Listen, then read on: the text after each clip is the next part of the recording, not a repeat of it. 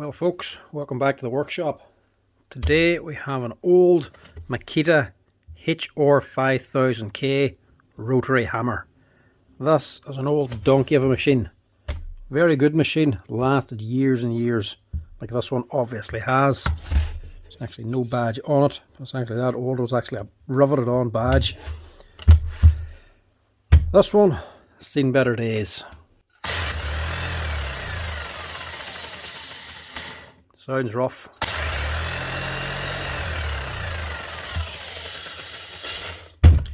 More so the problem is it's not actually hammering either. That's where the customers actually sent it in.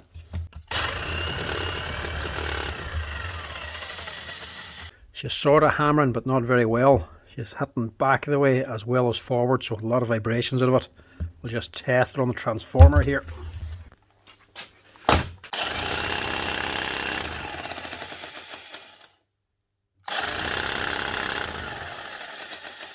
She starts hammering and then she stops, and all the energy is going back up into your hand.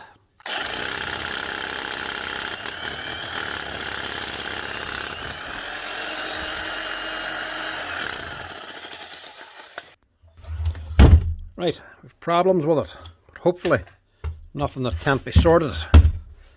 You wouldn't see too many of these now about.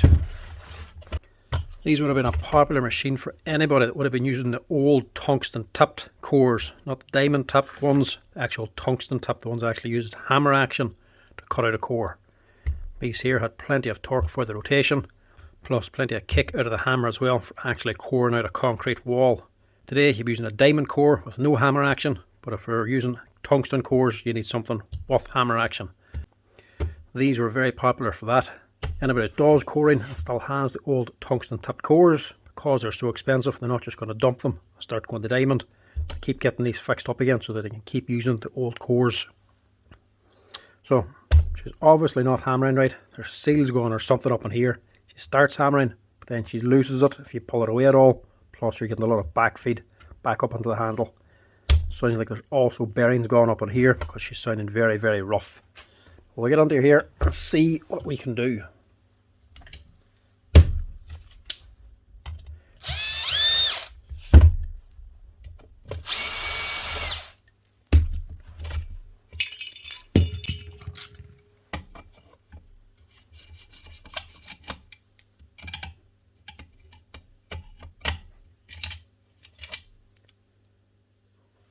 Brushes are alright. They're fairly fresh looking.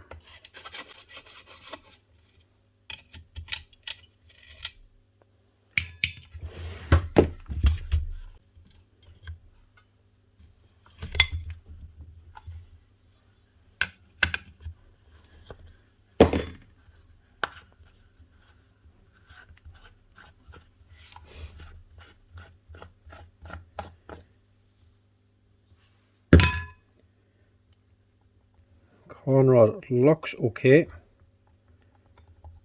A little bit slack, but I don't know if that needle bearing's going. We'll not know until we take it off. The crank itself, bearing's not collapsed, but it's very loose, and you can hear there's some bearing going in now. It's not the crank bearing, it's going to be the ones on the armature. We'll get this stripped and see what we can do.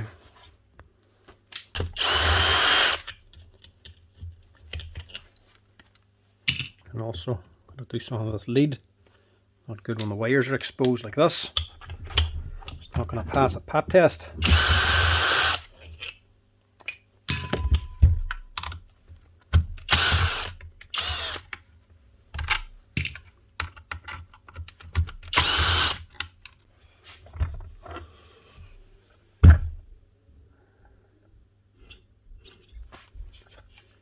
So there's bearings going there anyway. She's got plenty of work because the teeth on this armature is quite sharp. They're not gone though.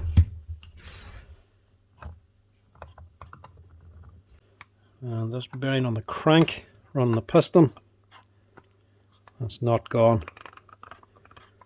But there's obviously no compression. So seal's gone up on here.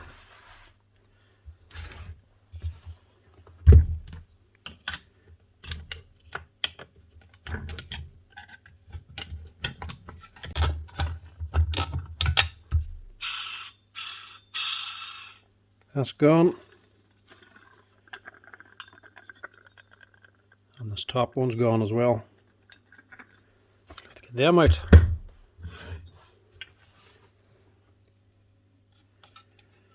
Everything else looks okay. Right, we'll deal with this first.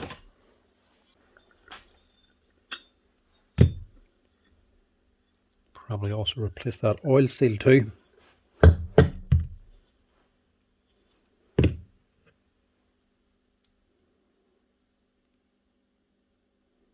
Normally them bearings there don't go because they're sitting in oil all the time.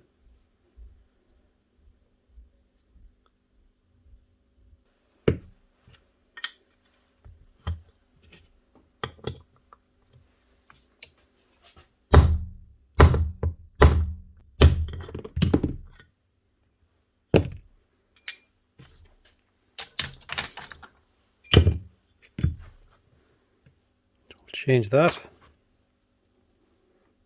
I'll change that. It's totally gone. Let's give that housing a wee bit of a wash out because that grease is well burnt up.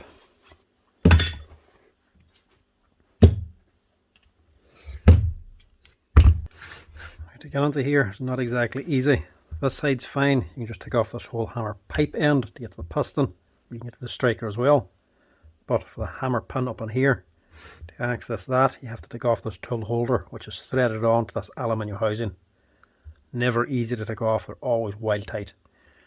To do it, you take a clamp this side here and a vise, get it held securely. Then get your bit then, install it in the tool holder, and get a large Stilton or spanner or something to grip the actual bit, and then a large pry bar then on the end of that to torque this thing off. So get her clamped up in the vise, nice and tight. Make sure you're clamping it on this here square end here off the hammer pipe. This is solid aluminium. Get a good clamp on here. Don't be clamping it here on the body, obviously. If you're clamping around this area, those are going to be weaker. There's a hollow on the outside. If you clamp here, you're going to bust it. Make sure you're clamping just this here area. As you're actually going to be trying to turn this, those are going to want to push down. So I've put a couple of nylon blocks underneath to keep it packed up. To turn it, just use your chisel. The chisel itself is actually a hex, so it's two nice flat edges to actually get a grip on. You can use a Stilton, but I'm going to use this little spanner here. This here is 450mm long. You can clamp that on, and you're still not ready to go. That's maybe 450mm, still not enough force to actually crack this off. So you're going to need to get yourself a little torque amplifier. Round about this size will be fine. Stick that on there also. You've got a nice lever to torque this thing off. There we go.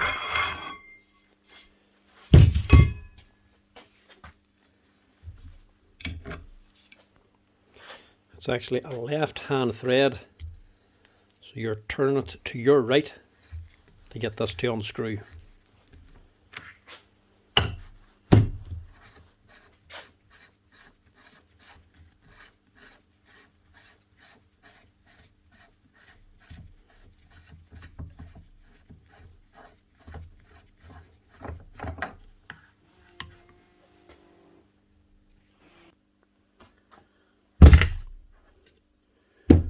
Not easy to get apart, but they're a fairly simple machine. They're not actually all that complicated, not much in them. And they're nice and robust. Generally, a few seals, a few bearings is all that actually goes in them. Even this striker isn't even all that bad.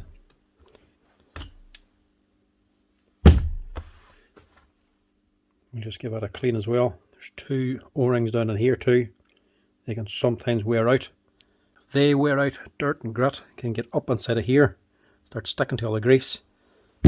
Bind this here up so the hammer will run, but you'll get no hammer at all. That sometimes can happen there. This one doesn't look too bad. Okay, Get into here now.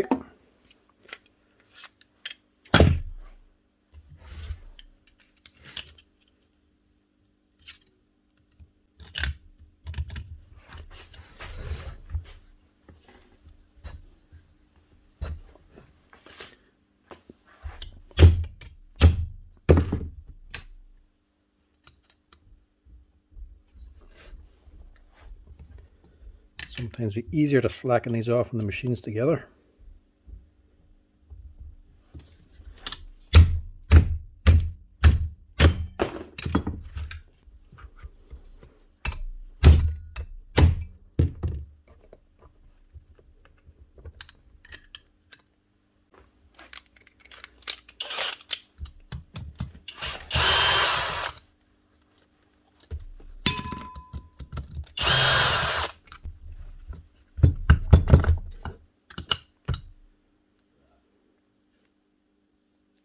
That's probably why she was hammering back into the hand.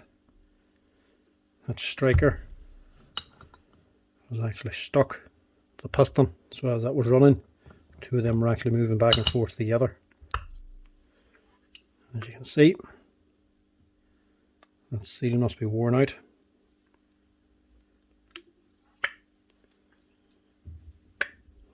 It's just falling back and forth, no resistance at all. There's the problem. Seals are actually broken. These aren't a rubber O-ring, they're actually a fluoride ring. So that's why that's not hammering right. That needs to be replaced.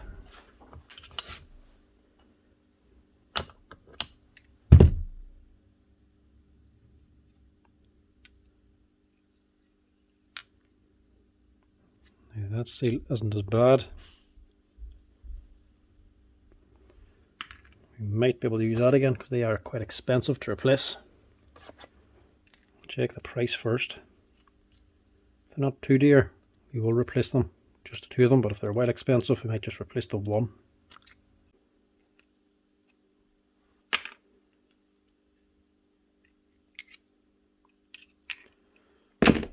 Everything else seems okay.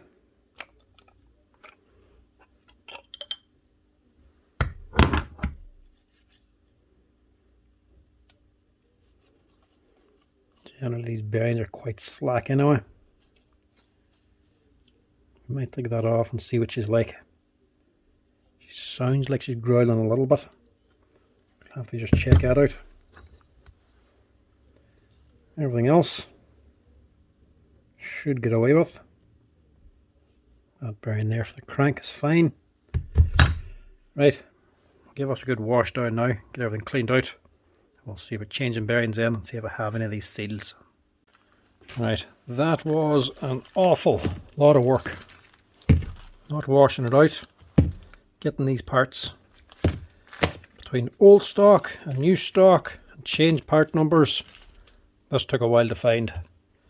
Right, problems after washing it. Needle bearing on the actual con rod.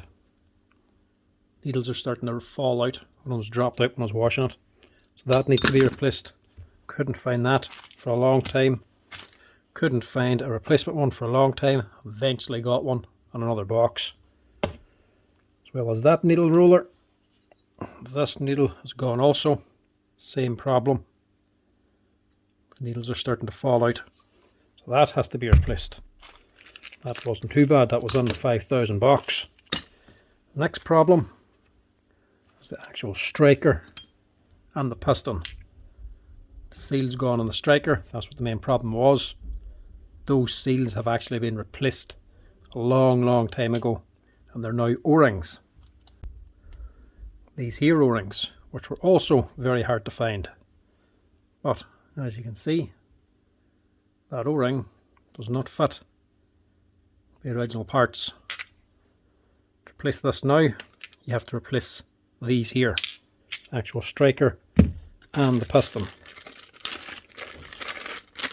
That's the part number for the piston. There's a bigger opening to take the new O-rings, so they had to be replaced. I must have at least 5 or 6 of these here in stock. Had a lot of trouble getting the actual striker though. That took an awful lot of searching to be able to find that. But we have one now. Everything else, just the bog standard stuff. Oil seal and then bearings then. I'm going through the stock. I actually have the genuine Makita bearings. So we'll just go and use those there instead. The good thing with the genuine Makitas, they always use the good NSK bearings. They're quality bearing that just lasts a good bit longer than the standard ones. That'll be the same, another NSK. Don't normally use the Makita bearings, but as soon as they're there, we'll stick them in. Get rid of that. And we'll get rid of that. The actual old seals for these, the actual steel spring and the resin ring that goes around it, they were actually quite expensive on their own. So these here cost about €30 a piece. But to replace them two seals on each of these here was going to be costing about 15 or 20 quid anyway. These two here cost about 30 or 34 euro each, but the O-rings are very cheap, so it works out not as expensive as you'd think, actually replacing the piston and the striker. Right, get on with us and see what we can do here. Now these bearings, they're slack, but they're actually fine. There's no seal on these anyway. The grease actually keeps these well lubricated. They don't often need to be changed. I thought one of them seemed a bit stiff, but they're fine after they're washed out. Same as this one down here. It's just an open seal bearing. There's nothing wrong with it, so we'll not bother changing that. They do last an awful long time. We'll get some of these bulkier items out of the way first.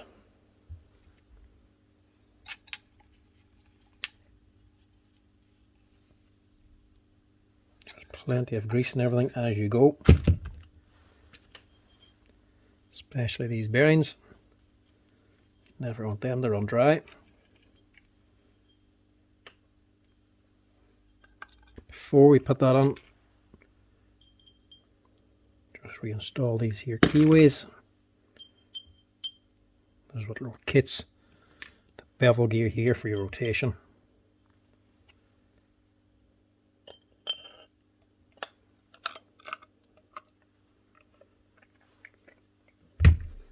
Drop those on.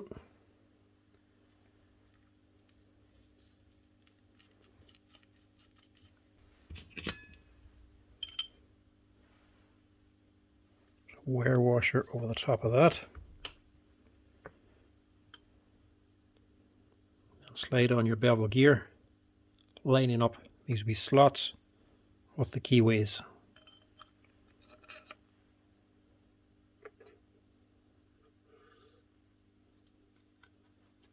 That's that bit.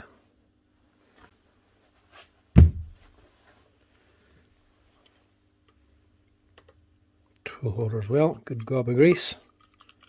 Didn't change the seals down in here, they were fine.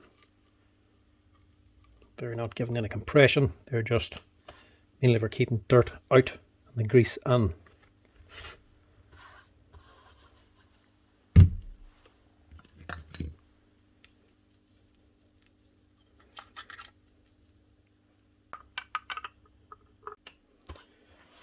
There you go, and marry the two of these back up again, and that'll actually hold all this here in place.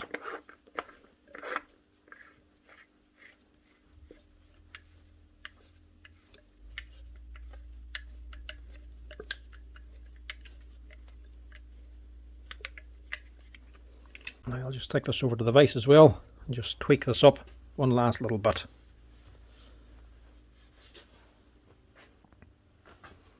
So that's the actual hammer pipe ready.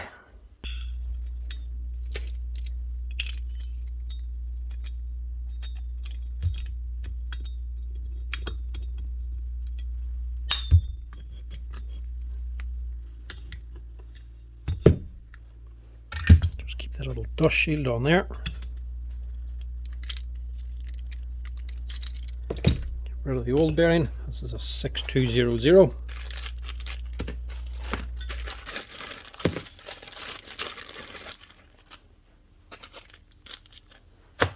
Top one's a 6201. So I'll stick this on here first. That's one. Now the other one, where am I at? Over here. Goes on here.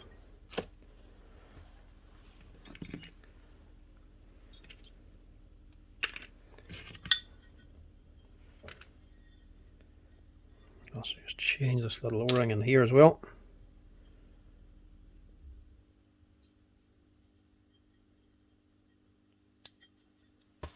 To help put it on. And just get a bit of heat on it.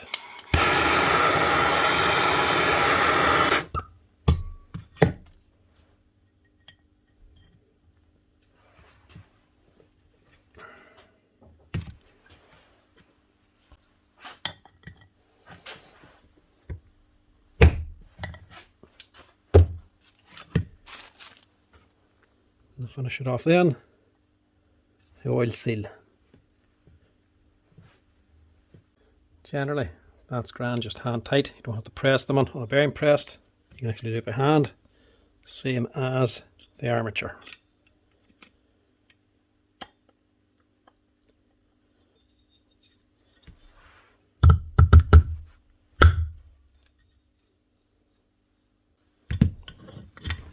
Now for the awkward ones.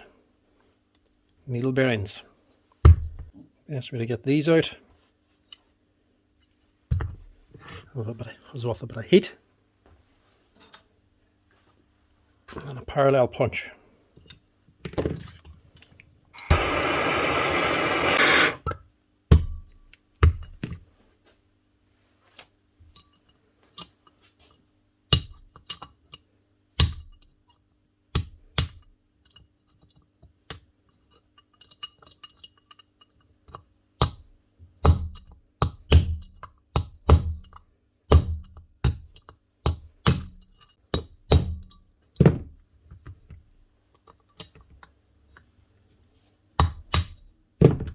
Can't get enough leverage on it, don't be afraid to break out the needles, take out the cage so you can hit on the bottom of the wrist.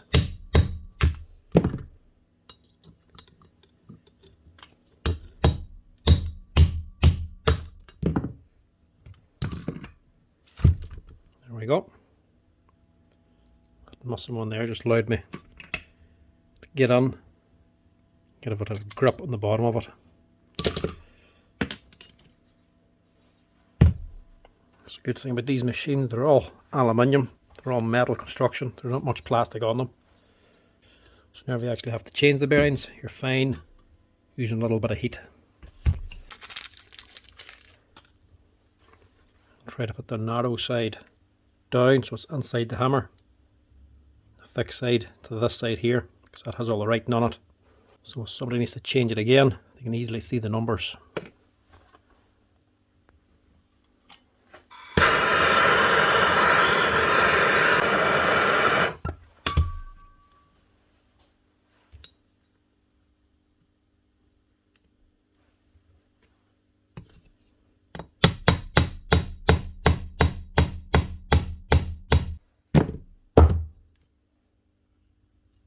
Just have it sitting on so it's nice and flush with the surface.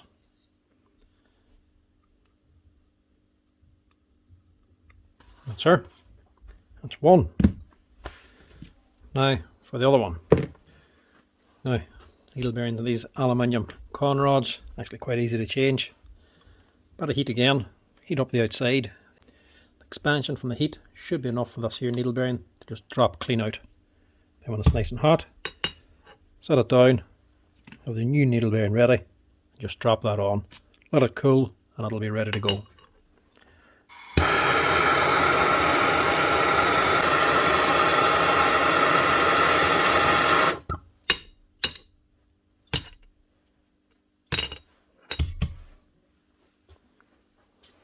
Once you feel the heat in your hand, should be hot enough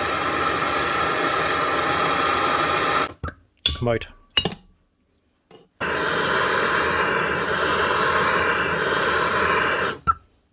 Now the new one should just drop clean on. That's it. She's sitting on a flat surface, it'll be in the right position. As long as she's flush, she's good. Let that sit there now to cool down. Whenever it's cool, it'll be locked in place. Right, that's tea time over. It's just cool enough to touch. Just like all Makita bearings, even the needle bearing, made in Japan. Nice quality ones. Right, that's that. That's that one. Get rid of the old one and that old one. Leave them for now. I think we're just about ready to start assembling. Now if this here oil seal, didn't replace it, just going to reuse it, simply because even when new, they're not that great. This never gives a very good seal on this machine. Eventually the oil starts to weep out along the side. So to stop it from leaking, get yourself some gasket fix as well. That'll give it a little bit of extra seal. And stop it from ever leaking.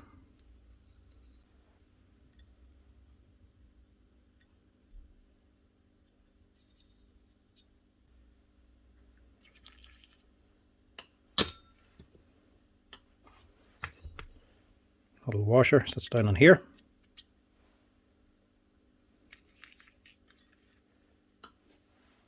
Your clutch sits on top of that.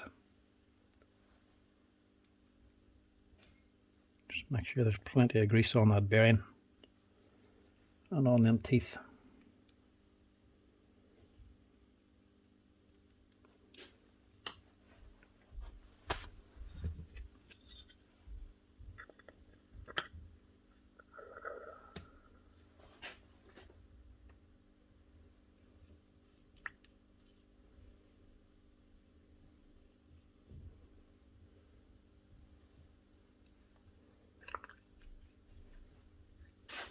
Good gobagooey stuff down in here. That's actually like a little reservoir. That'll drop down in to the gears down here whenever she's running then. And just marry those two up.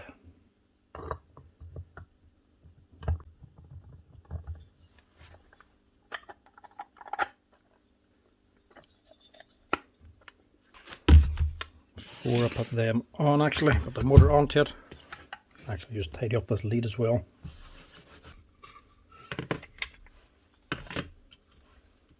Not strictly necessary, but I'd rather just leave it right. It's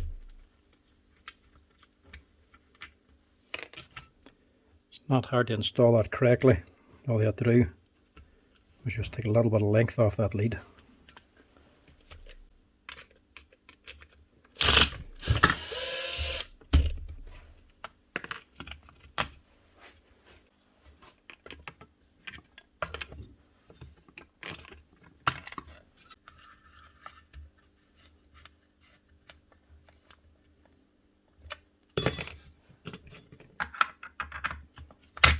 He actually had his own grommet as well, just didn't have it fitted. It was actually hanging down the lead.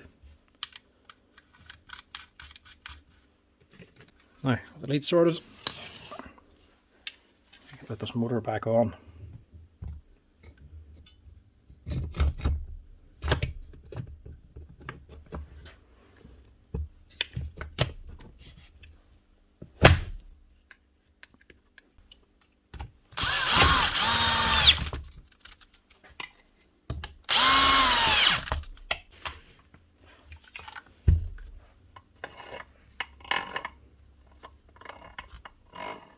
Make sure that turns freely, which it does.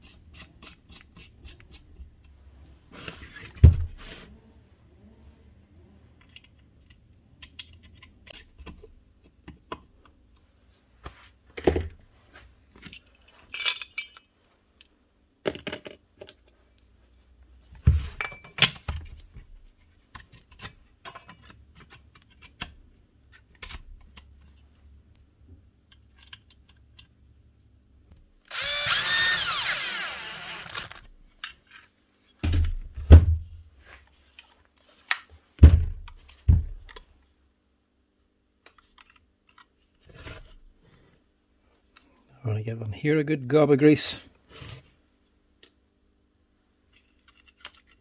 We'll fill that as well if we get this back together.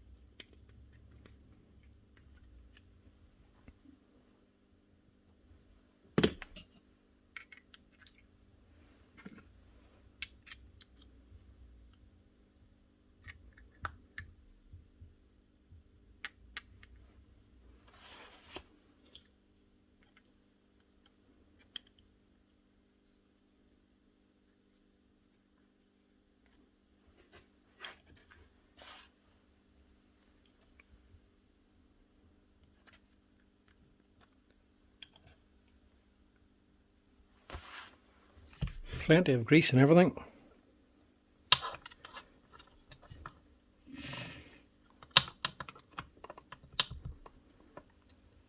Drop that on.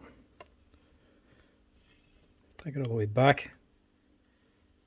So it's sticking out the front here. Just makes it easier to put on your hammer pipe. And remember, the pin holding the piston onto the cotton rod, it's just sitting there loose. It's not overly tight, so it can fall up or down. So it's better to do this on its side.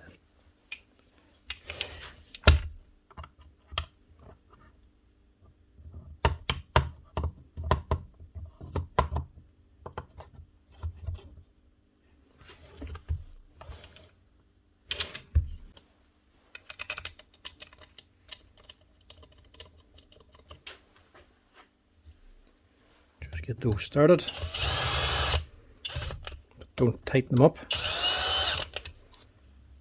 Not till you have them all on.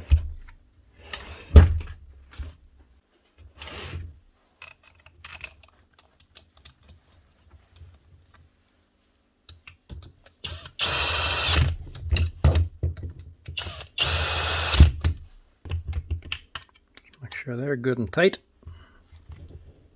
They don't come out again. Nice gob of grease in there. Now your cap here, this plastic cap for the top. That's what keeps the grease in, but also this extra ring in the centre actually stops the con rod from lifting up. So it acts as a wee stopping device. So that there is essential. So just make sure this here isn't broken or cracked or anything. If it is, replace it.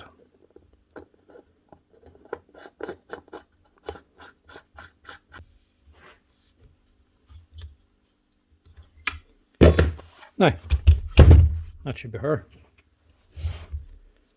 New seals for the piston and striker. New piston and striker. Oil seals and bearings. Grease, needle bearings, and a complete washout. That was more work than I thought I was going to need to do. But even still, well worth it for this machine.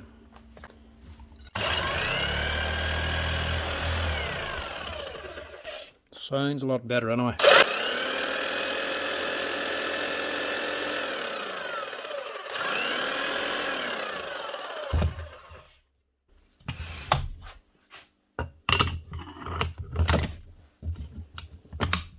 Now, let's see what your hammer's like.